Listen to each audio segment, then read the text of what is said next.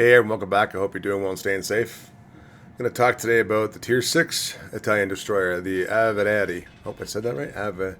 Aviere? I'm not Italian. I apologize if I'm completely destroying that.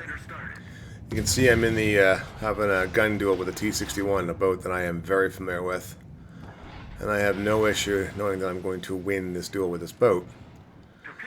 So like I said, these boats are mini Paolo Emilios, but the one good thing for wargaming, I would say, is the artwork is fantastic, and the boats all do exist. She was a 1937 boat from the Soldati class destroyers, one of 17.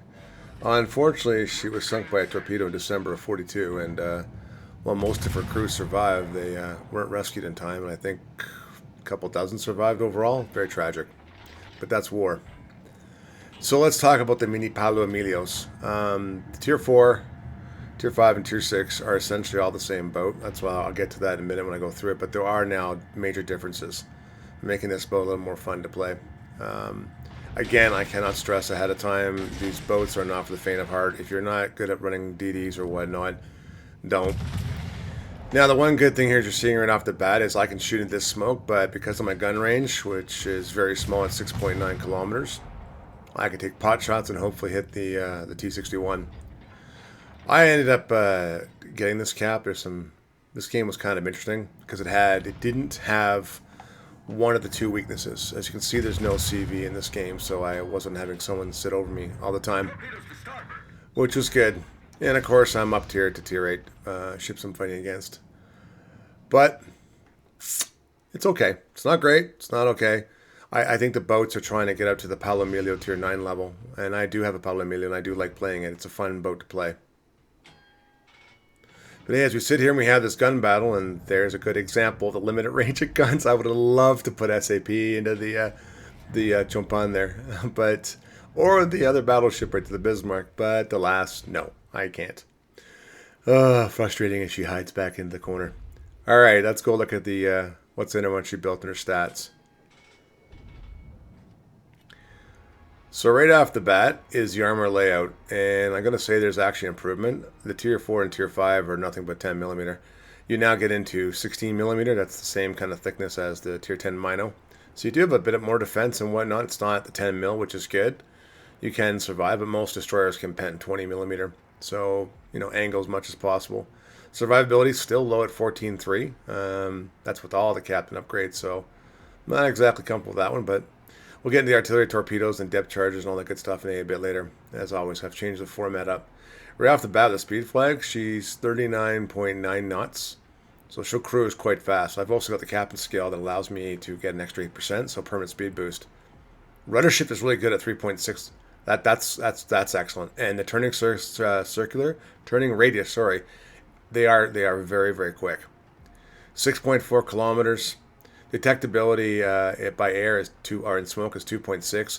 Look at the very bottom one, 8.4 if your ship's on fire. I will not stress this enough. These boats I've learned, if you get a fire, you got to put it out instantly, because everyone outside of your detectability and your gun range can see you, and trust me, they will shoot.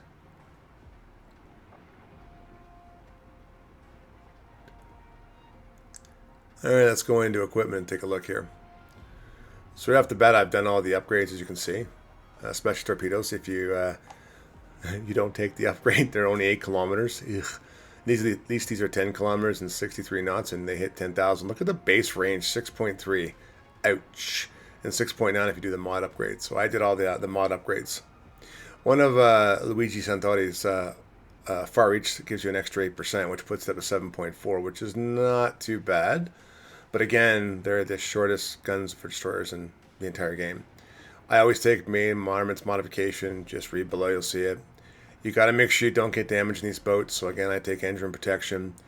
They're essentially torpedo boats, so I take a torpedo tube modification. I would do this to my Paolo Emilio.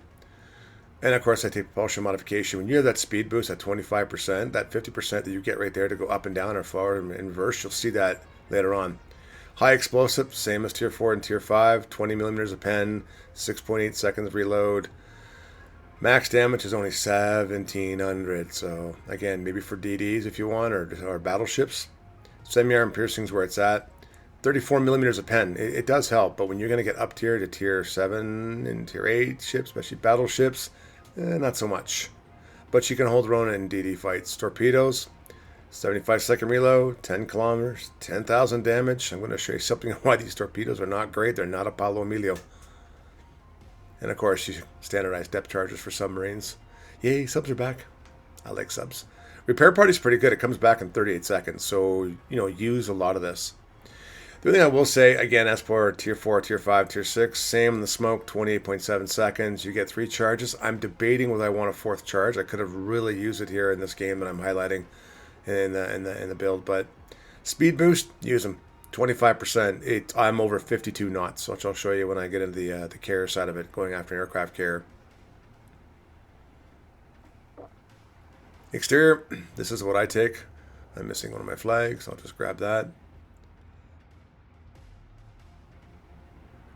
Pretty straightforward for me. This is the exact same build that I use on the Tier 4 and Tier 5. Looks like I need to buy some more flags. Wargaming will love me again.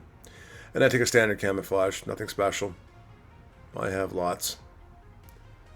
Thanks to Santa Crates in 2018. Alright, right off the bat, that's rapid fire, but I want to talk about far reach first. That's the plus 8% I told you about. So you can get up to 7.4 kilometers of shooting. Yay! I take grease to gears. I cannot stress with these boats enough. Preventive maintenance and last stand. I mean, if you get dinked somewhere and you're dead in the water, you're toast. I don't need a priority target for these boats because I can tell when someone's shooting at me. They're so close when they see me. Swift fish, sorry. I would say swift and fast. It's not correct.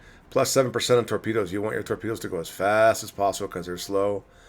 Adrenaline rush to me is mandatory because you want to be able to shoot faster and faster as you lose health. These last 3 skills I've told you about in the Tier 4 and Tier 5. Swift and silent is great. That's a permanent speed boost for these boats, and it does help. And then, of course, I always take concealment next, because you need that 10%. And I take dazzle. That is something I love in destroyers now. I love that skill set. But hey, let's go look at how she does in AA. And I want to.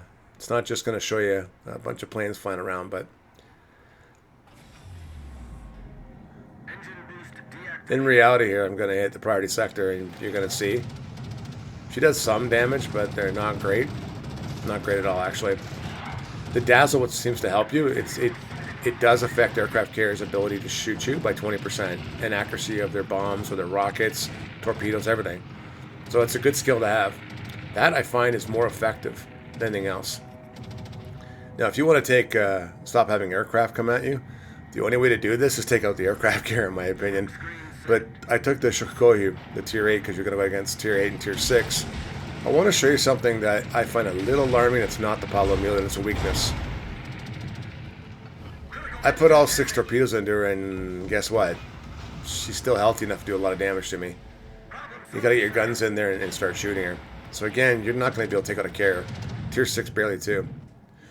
But back to the match. Here we are with me going up against a T-61. It's my cap. I'm about to get it. I think it stops at 0.7 seconds. Here's a good example of speed boost. I almost took a torpedo because I was going the wrong way. That got me out of not taking that torpedo. So I'm late in the match, and I'm still at full health. That T-61 is below 1. No, sorry, not here. He's not. He's going to be shortly. But here I am hitting him and doing shots. The best part about the guns, yeah, you can't see me because I can only plume out to 6.9 kilometers. So again, it's not the end of the world. I unfortunately overstayed my welcome a little too much on this side. But I decided to add this to show you what the smoke and speed boost can do when you've overstayed your welcome. Our victory is in sight. Even though I'm locked on the cruisers, I'm actually not firing at the cruisers. I'm firing at the battleship. And I'm spotted. So I hit my smoke screen right off the bat. They can't see me. That Chumpon player was actually pretty good. I would say he did the most of the work on that flank for that team. The Bismarck player, not so much. You're not going to get high damage on these boats unless it's perfect where you're not up-tiered at all and you have no CV. That's still the main issue that I see. You're getting up-tier, which you can kind of live with, but you see a CV or radar cruiser, especially at Tier 6. I'm going to say Tier 8 radar cruisers, and I've had a few games like that. They're not pleasant. There's nothing you can do. You can't shoot them. You can't do anything. You're spotted. It's a pain. But here I am getting away from like I said, the Chumpon, the rest of them, with the speed boost. Use as much as you can. Once you're at a gun range, you're at a gun range. Well, hey, I hope this is worthwhile. As always, leave me a comment down below if you got something to say. It's all good. Love to hear it. As always, take care, stay safe, and thanks for watching. So, bye for now.